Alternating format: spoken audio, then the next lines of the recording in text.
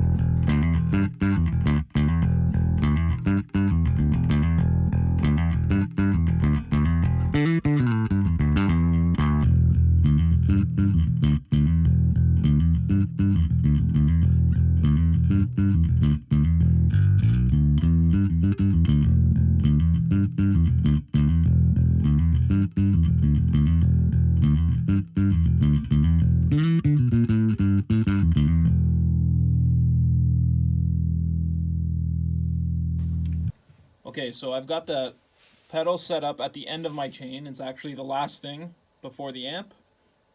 I've got my pedal board running through it, and we're going to hear some pedals. One of the things I do is I go for a clean sound on the preamp that I really like, and then that way I can bring in dirt from my pedals without having to fiddle with the gain knob on the preamp all the time just to get some dirt. That's just me, but I'll go through a couple settings and see if any of them work for you. I really like this setting right now with the mid control on the 880. A treble backed to about 10 o'clock, mid at about 2, and bass at 12 o'clock. Gain at 9 o'clock, and level usually around 3, 2 to 3. This is what this sounds like clean.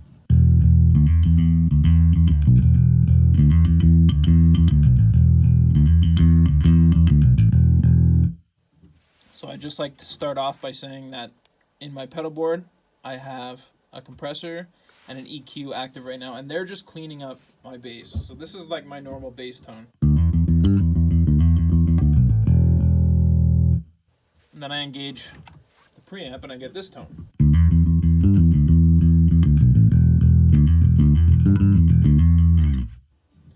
Now, I'm not sure how it's going to come through on the mic, but one thing I really notice about this pedal is it's really hefty in the bottom end. So sometimes you may want to dial it back.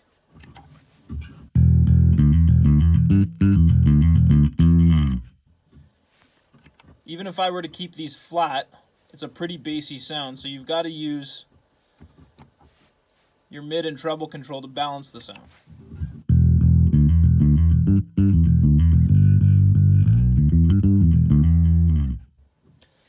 And I'm not sure, Tim could correct me on this, Tim from Master Effects, who built this pedal, but the power tubes in an SVT really kick out the bottom end around 100 hertz, and I'm not sure if this pedal has that much heft to emulate that, but it does a really good job. So I usually leave it at 12 o'clock, and that's fine with me.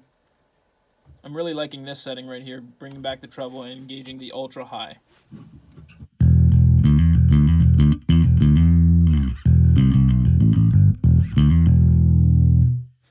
Okay, so that's my clean tone right now. Another thing people do is they'll leave the treble flat-ish, crank the mid, and change the mid selector to the 3K. In this pedal, it's the 3500 option. And it sounds like this.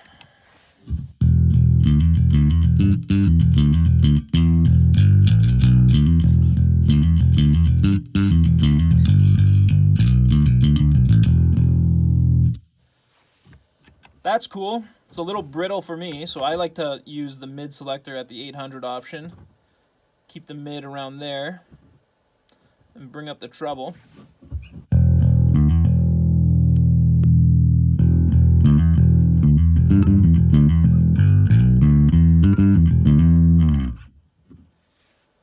So, I mean, this pedal can get dirty.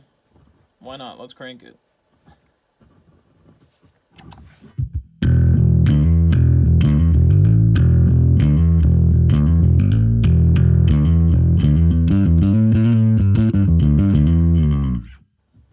So it can get pretty woolly. I tend to like it, the gain between this 9 o'clock mark and maybe the 10 or 11 o'clock mark. So let's just leave it there for now. And this is the tone that's really working out for me right now.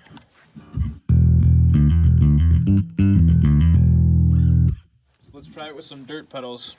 Now, one of the things I always like to test with a preamp is if I can take a cheap dirt pedal and make it sound really good. So this is without it.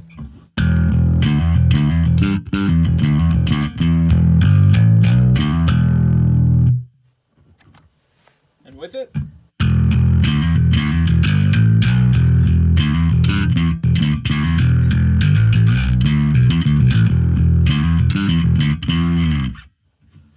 Okay, so that Boss distortion doesn't sound great on its own, but with the preamp it sounds awesome.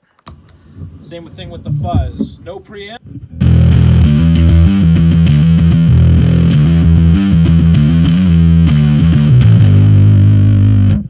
With the preamp.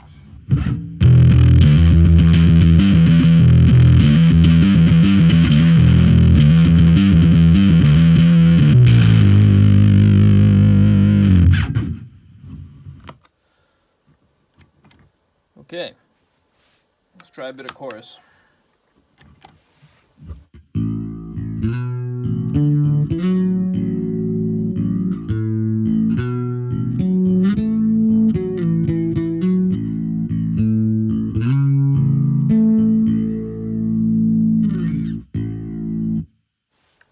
So pedals at your pleasure. One of the things I like about the preamp here is this 200 hertz on the mid frequency selector when I'm using the back pickup on a jazz bass. Now,